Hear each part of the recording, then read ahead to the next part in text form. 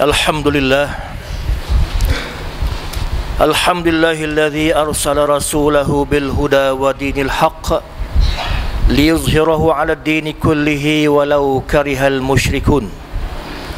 Asyhadu an la ilaha illallah wahdahu la syarika lah. An'ama 'alaina bil kitabil mubin war rasulis shadiqil amin. Wa asyhadu anna sayyidina Muhammadan 'abduhu wa rasuluhu mab'us rahmatan lil alamin. Allahumma shalli wa sallim ala sayyidina Muhammad wa ala alihi wa sahbihi ajma'in. Wa qala Allah ta'ala fi kitabil aziz, a'udzu billahi minasyaitonir rajim. La tudarra walidatun biwaladiha wala mauludun lahu biwaladihi wa 'alal warisi mislu dzalik. Amma ba'du fa ya ibadallah ittaqullaha usikum wa nafsi wa iyaya bitaqwallahi wa ta'ati faqad fazal muttaqun.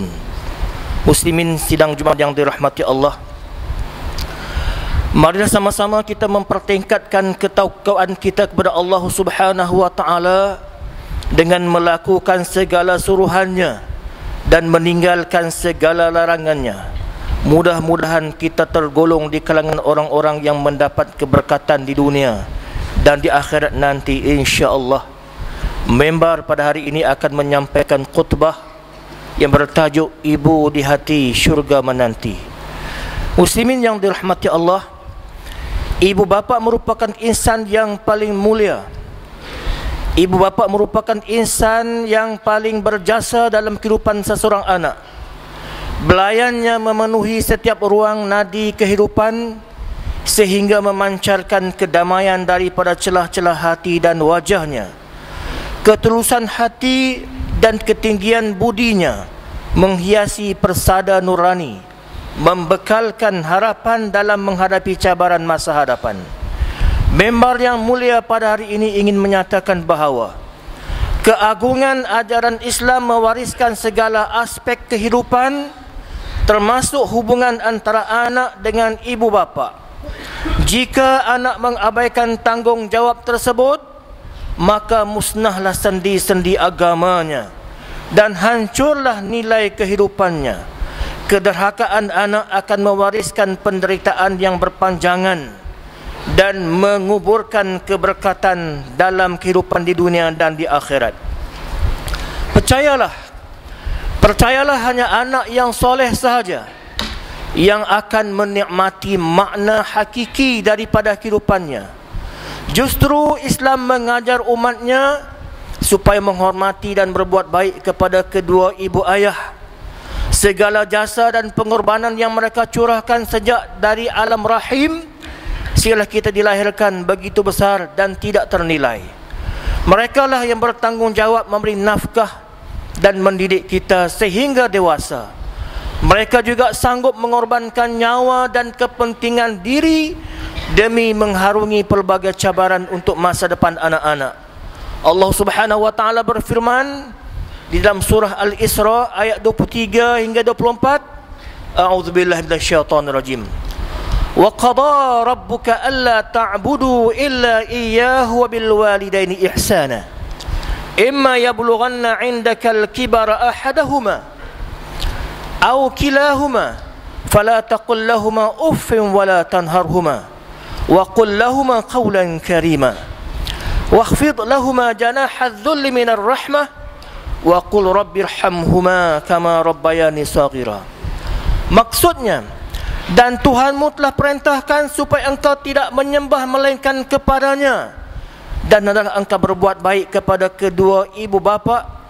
Jika salah seorang daripada keduanya atau kedua-duanya sekali sampai kepada umur tua di dalam jagaan dan pemeliharaanmu, maka janganlah engkau berkata kepada keduanya sekalipun perkataan dan janganlah engkau menengking mereka, tetapi katakanlah kepada mereka perkataan-perkataan yang mulia, dan rendahkanlah dirimu kepada keduanya kerana belas kasihan dan kasih sayangmu, dan doakanlah, wahai Tuhanku, kasihanilah mereka berdua sebagaimana mereka telah memelihara dan mendidikku semasa aku kecil. Muslimin yang dirahmati Allah, Tidak dapat dinafikan bahawa kasih sayang seorang ibu mengatasi segala-galanya. Tidak dapat dinilai dengan emas dan permata. Tidak dapat dibayar dengan wang ringgit. Berdasarkan sifat dan naluri keibuan, maka tidak heranlah kasih sayang dan pengorbanannya melebihi segalanya. Malah tidak ada seekor nyamuk ataupun lalat akan dibiarkan hinggap di tubuh badan anak-anaknya. Tidak hilang di hati seorang ibu perasaan rindu terhadap anak-anaknya walaupun sesaat. Kadangkala ibu tidak dapat menyuap makanan ke mulutnya dan tidak dapat melelapkan matanya kerana teringatkan anak-anaknya, dan ada ketikanya air mata syahdu mengalir di pipinya kerana mengenang dan merindui akan kehadiran anak-anak di hadapan matanya.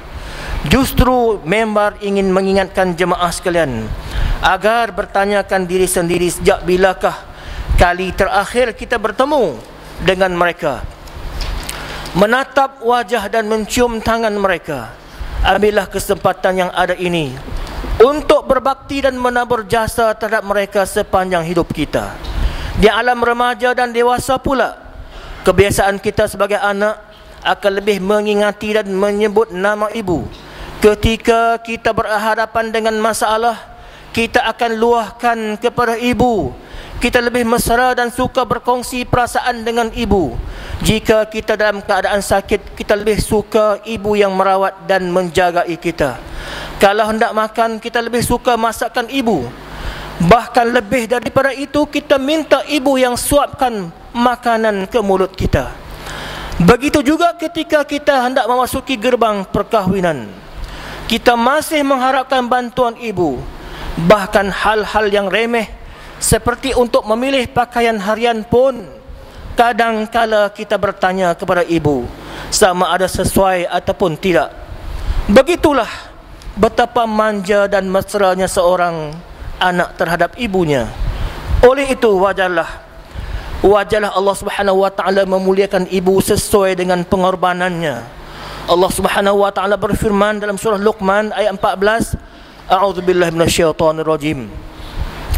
Wa wasainal insana biwalidayhi hamalathu ummuhu wahnan ala wahn wa fisaluhu fi 'amain anishkur li wa liwalidayka ilayyal masir. Maksudnya, dan kami wajibkan manusia berbuat baik kepada kedua ibu bapaknya. Ibunya telah mengandungnya dengan menanggung kelemahan atas kelemahan dan menceraikan susunya dalam masa 2 tahun. Bersyukurlah kepadaku dan kepada kedua ibu bapakmu, dan kepada akulah tempat kembalimu. Saudara, betapa besarnya pengorbanan ibu ayah. Namun persoalannya kini, bagaimana pula pengorbanan anak untuk menghargai dan membalas balik jasa serta pengorbanan ibu ayah yang tidak terhitung ini? Inilah persoalan yang perlu direnung oleh setiap anak. Apakah mereka sudah menunaikan kewajipan terhadap ibu ayahnya? Sebuah hadis Rasulullah sallallahu alaihi wasallam menceritakan tentang siapa yang layak bagi seseorang untuk berbuat kebaikan, di mana seorang sahabat pernah bertanya kepada Rasulnya. Katanya, "Man ahaqqun nas bi husni sahabati?" Qala ummuk. Qala summa man? Qala summa ummuk. Qala summa man? Qala summa ummuk. Qala summa man? Qala summa abuk. Maksudnya, siapakah yang paling layak, berhak, yang paling berhak saya berbakti dan berbuat baik? Nabi bersabda, ibumu. Orang itu bertanya, kemudian siapa lagi ya Rasulullah? Nabi bersabda, ibumu. Orang itu bertanya lagi, kemudian siapa lagi ya Rasulullah? Nabi bersabda, ibumu. Orang itu bertanya lagi, kemudian siapa lagi ya Rasulullah? Nabi bersabda, ayahmu. Hadis riwayat Imam Al-Bukhari. Muslimin yang dirahmati Allah, marilah sama-sama kita menginsafi dan muhasabah diri tentang peristiwa-peristiwa yang telah terjadi dalam masyarakat pada hari ini. Wahai ibu-ibu dan bapa-bapa yang dibekalkan oleh Allah dengan sifat kasih dan sayang, renungkanlah di sebalik kisah-kisah yang menyayat hati dan tragedi-tragedi yang berlaku dengan penemuan-penemuan bayi yang malang yang dibuang ke dalam takungan najis, dibuang ke dalam sungai, di tempat-tempat pembuangan sampah, dalam semak, dan ada yang menjadi makanan kepada anjing-anjing liar di sana sini. Bahkan bayi yang tidak berdosa ada yang dilemparkan, dicampak dari tingkat atas bangunan. Bagi yang mengutamakan kehidupan sosial dan mementingkan ekonomi, sanggup memperdagangkan wanita dan menjual bayi di pasaran gelap. Allah Subhanahu wa taala berfirman dalam surah Al-Isra ayat 31, A'udzubillahi minasyaitonir rajim. Wala taqtulu awladakum khasyatan imlaq. Nahnu narzuquhum wa iyyakum. Inna qatlahum kana qit'an kabira.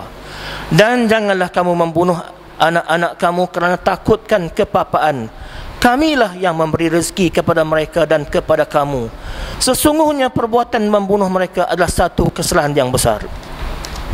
Saudara, fenomena negatif anak-anak terhadap kedua orang tuanya pula ada yang sanggup membuang, meninggalkan ibu ayah yang sudah uzur di rumah-rumah kebajikan, di perhentian teksi, di perhentian bas dan di hospital, kerana tidak sanggup untuk menjaga dan merawat ibu ayah yang sedang sakit. Anak-anak derhaka juga sanggup memberi alasan kononnya mereka ini sibuk, tiada masa untuk menjaga ibu ayah, atau jika mereka bersama akan menyusahkan kehidupan mereka. Lebih menyedihkan lagi, terdapat ibu bapa yang telah ditempatkan di rumah-rumah kebajikan ini merayu kepada anak-anak supaya mengambil mereka kembali untuk tinggal bersama dengan anak-anak, tetapi tidak diendahkan. Selain itu, terdapat juga anak-anak yang lebih memuliakan dan menghormati kawan-kawan dan sahabat handai berbanding dengan layanan kepada ibu ayah mereka. Islam menganjurkan agar setiap anak menghormati dan berbakti kepada ibu ayah selagi seruhan tersebut tidak melanggari batas-batas Islam. Jika anak-anak mengingkari perintah ibu ayah, maka itu adalah derhaka dan satu dosa yang besar. Walau hanya menyebut ungkapan oh ataupun ungkapan ah, dikira sebagai menyakiti dan menderhaka kepada mereka. Apatah lagi jika ada di antara anak-anak yang mencerca, anak-anak yang mencaci dan memukul ibu bapa dengan sebab teguran ibu bapa, angkaran perbuatan maksiat anak-anak di hadapan ibu bapa. Bahkan di zaman ini ada yang berlagak sebagai tuan atau memperhambakan kedua ibu ayah mereka, dan seterusnya menyaman ibu ayah atas sebab-sebab harta, perwalian dan sebagainya. Wahai anak-anak, perbuatan kamu ini menggambarkan semakin ramai anak-anak yang mengabaikan tanggungjawab dan tidak memberi penghormatan yang sewajarnya kepada ibu ayah mereka. Situasi ini menjelaskan kepada kita bahawa kejatuhan nilai murni di kalangan generasi muda semakin meruncing dan membimbangkan. Cuba kita bayangkan ibu bapa kita yang telah kedut kulit mereka ditelan usia dan lesu kerana keletihan, atau yang terketar-ketar kerana ditimpa penyakit, diletakkan di tempat yang tidak sesuai bagi mereka. Bagaimana perasaan anda sebagai seorang anak atau sebagai ibu ataupun bapa? Kerana sepatutnya mereka ketika usia sebegini dijaga, dibelai dengan penuh kasih sayang daripada seseorang anak. Mereka sangat mengharapkan pertolongan dan perhatian anak-anak. Mereka juga mengharapkan di penghujung hidup ini akan meninggalkan anak-anak yang soleh, yang sentiasa mendoakan kesejahteraan mereka. Sebagaimana Rasulullah bersabda, Iza mata ibna Adam in khata'a amaluhu illa min salas, sadaqatin jariyah, aw ilmin yuntafa'u bih, aw waladin salihin yad'u lah. Maksudnya, apabila telah mati seseorang anak Adam, maka putuslah amalnya kecuali 3 perkara, iaitu sedekah jariyah, ilmu yang bermanfaat, dan anak yang soleh yang mendoakan kepadanya. Hadis riwayat Muslim.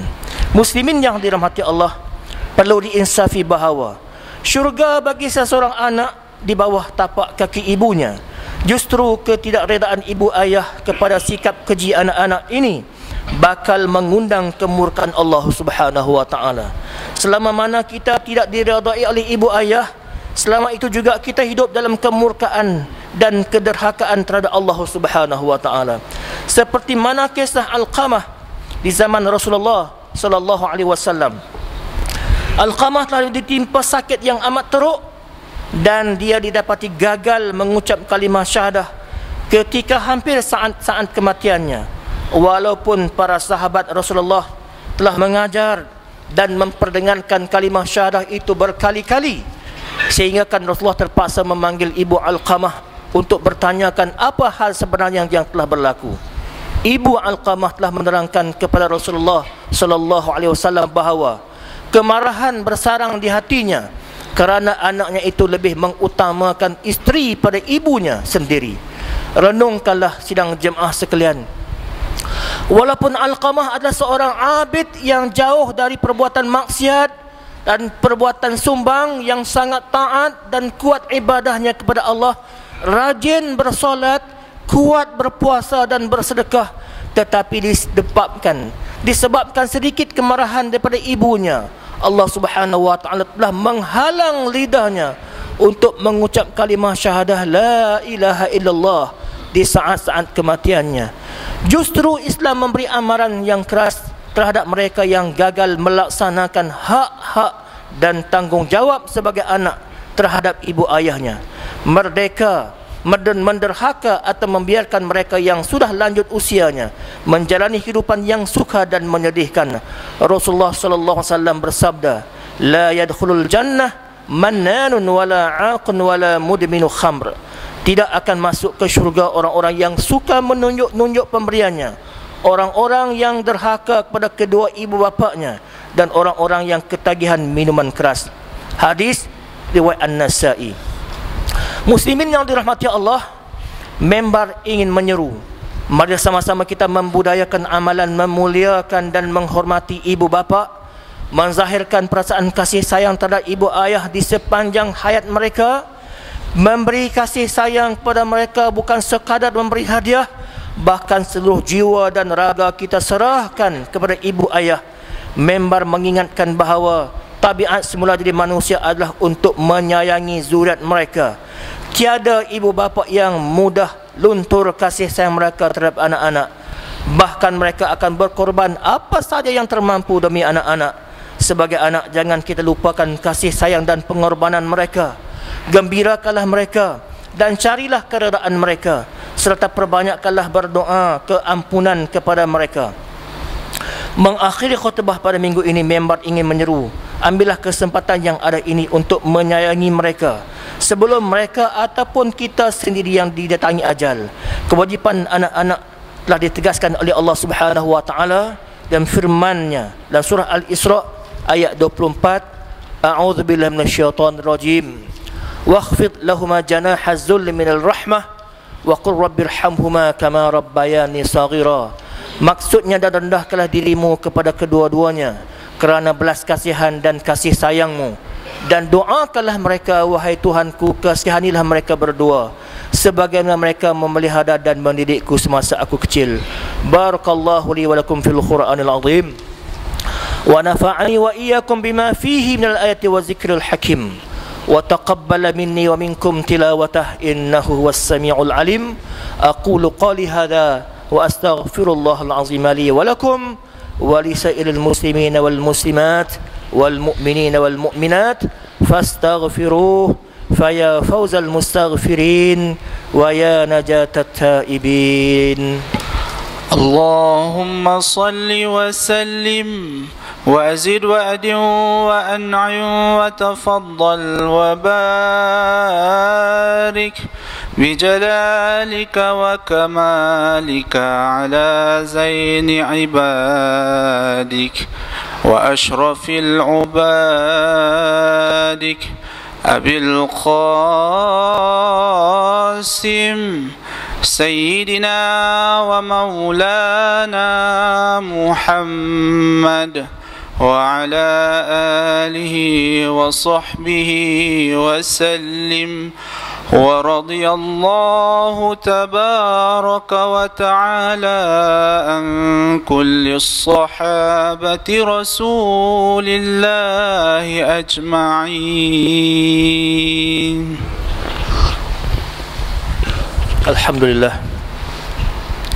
الحمد لله حمدا كثيرا كما أمر. أشهد أن لا إله إلا الله وحده لا شريك له إرغاما لمن جحد به وكفر. وأشهد أن سيدنا محمدا عبده ورسوله سيد الخلائق والبشر اللهم صل وسلم على سيدنا محمد وعلى آله وصحبه المصابيح الغرر أما بعد فيا عباد الله اتقوا الله أوصيكم وإياي بتقوى الله وطاعته ولا تموتن إلا وأنتم مسلمون وقال الله تعالى وذكر فإن الذكرى تنفع المؤمنين وما خلقت الجن والإنس إلا ليعبدون. Dan berilah peringatan kerana peringatan itu berguna bagi orang-orang yang beriman, dan aku tidak jadikan jin dan manusia itu melainkan untuk beribadah kepadaku. Saudara-saudaraku muslimin yang berbahagia, bertakwalah kepada Allah Subhanahu wa taala dengan beramal akan segala suruhannya dan menjauhkan segala larangannya. Mudah-mudahan Allah memberi taufik dan hidayah kepada kita. Wa qala Allah Ta'ala wa lam yazal qailan aliman wa amiran hakima innallaha wa malaikatahu yusalluna 'alan nabiy ya ayyuhalladzina amanu sallu 'alaihi wa sallimu taslima Allahumma salli wa sallim wa barik 'ala sayyidina Muhammad wa 'ala alihi wa sahbihi ajma'in ورضى الله عن الخلفاء الراشدين سادتنا أبي بكر وعمر وعثمان وعلي وعن بقية الصحابة والقرابة والتابعين وتبع التابعين ومن تبعهم بإحسان إلى يوم الدين.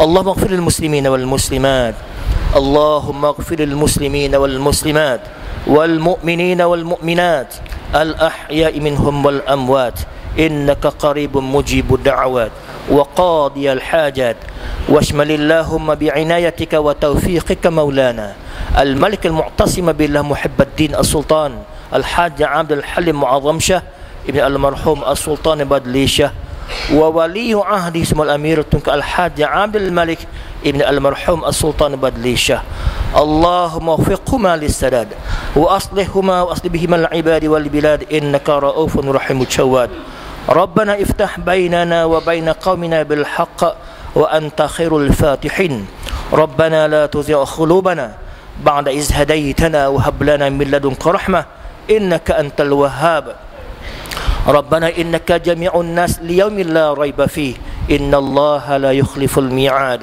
ربنا آتنا في الدنيا حسنة وفي الآخرة حسنة وقنا عذاب النار عباد الله إن الله يأمر بالعدل والإحسان وإيتاء ذي القربى وينهى عن الفحشاء والمنكر والبغي يعظكم لعلكم تذكرون فاذكروا الله العظيم يذكركم واشكروا على نعمه يزدكم واسألوه من فضله يعطكم ولذكر الله أكبر والله يعلم ما تصنعون أقم الصلاة.